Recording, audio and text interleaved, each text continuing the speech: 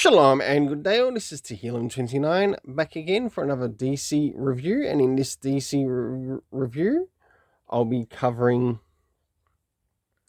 Detective Comics issue 1071, and yes, we have a special in here of a bit of an older comic, and that's right, it's Batman, Vengeance of Bane, by one of our favourites who is also on YouTube, Shark Dixon. And a big thanks to DC Comics or Detective Comics to put this facsimile edition out.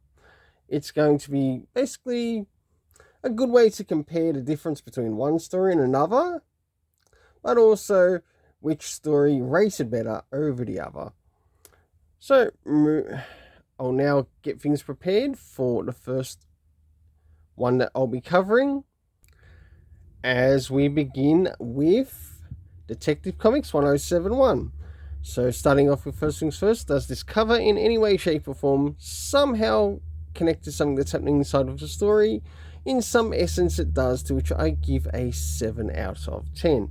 I will be only covering the first story in this, not the backstory. So now it's time to move into the internal art as we look around the beginning, middle, and of course the end, and also what's happening story-wise. So as our story begins, we have Batman catching up with some members of the Bat family, and we can see Cassandra Cain there. We also do get Oracle, but she's actually in the previous page, to which is unshown here, but we do actually get to catch up with some Talia al Ghul. As we start to jump a little bit further into the story, we get a bit of a history, or get some more history around the Organs, and also some of the people that they're involved with. We do learn of other members who have played a part in the story, and we learn a bit of a deeper history around the Organs. This is a little bit more in the artwork. And some of the impression that I sort of get within the artwork is that there might have been some rivalry between one of the brothers, sort of like wanting to be better than another to grab their mother's attention. And last but not least, towards the end of the issue, so for the internal art, I gave it a 7.5 out of 10. Now it's time to move in relation to the story. Now first things first, considering how long Ram V has been writing this particular arc, did we get any comic references? Sure enough we did, to the Shadow War event. Next is the area of time, to which we had now and then be used quite a bit throughout the story.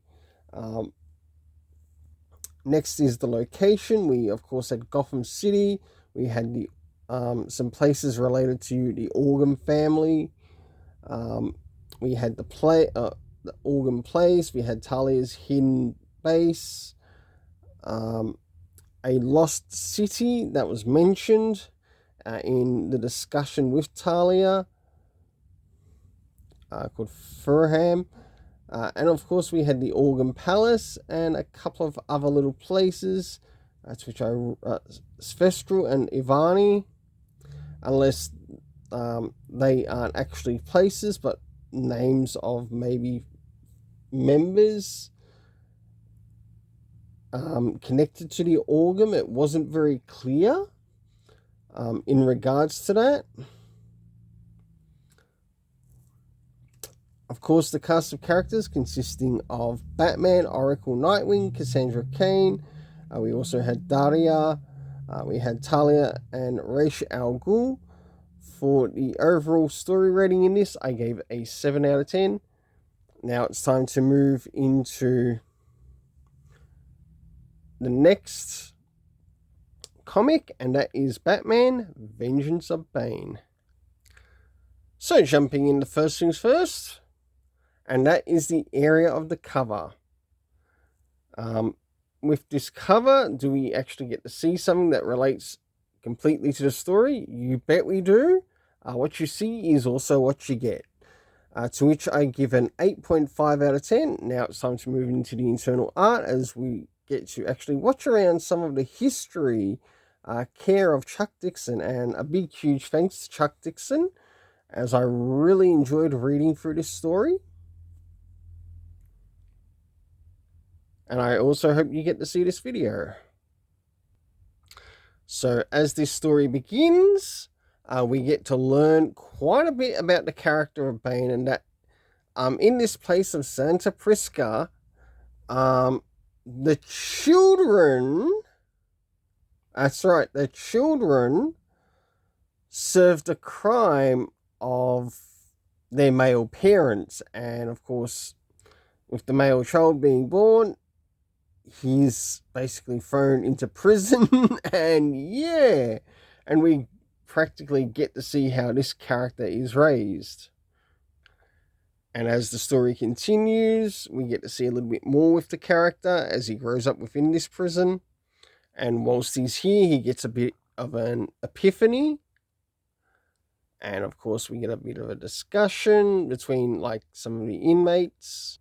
We get to see a lot that happens within Santa Prisca prison. We also get to see his involvement in the fights in the prison. So we get a bit of illegal betting of sorts against the prisoners. As the story advances, it's actually quite consistent with the art that it uses here. Slowly drawing towards the end, and to where we begin Bane's journey to Gotham. Of course, a number of events take place. We, of course, catch up with the Batman, the Commissioner, and also some of his subordinates. We get to see some of the impact of damage. And on top of that, what Batman does in the process. But is this the end of Bane for this? No, we know it's not. But you know what? I really quite enjoyed this story. And for the internal art, I gave a 7.5 out of 10. Considering how old the art is, it still worked with what was given to us story-wise. Now, the next thing is the area of the story. Seeing that this is a Chuck Dixon book, I thought maybe we could have gotten a comic reference. Maybe something that could have connected to this story coming. Sure enough, there wasn't, but I'm not too worried about it. And of course, we move into the next area, which is time, which is many years ago to months past, that gets spoken about within the story. The locations that we see in the story are Santa Prisca, the Peno d'Oro, which is basically the Santa Prisca prison. We had the USA, and of course, the location of Gotham. The cast of characters, we had Dr. Ruger, one of the characters who sort of overlooked Bane's growth within the prison. We had Bane himself, we had Batman, and we also had Gordon. I believe we might have had Bullock in there, but it wasn't very clear, and maybe even Renee Montoya, but again, it was not clear. But for the overall story rating, I give this an 8 out of 10. Until then, let's keep it colourful and have yourself an awesome day.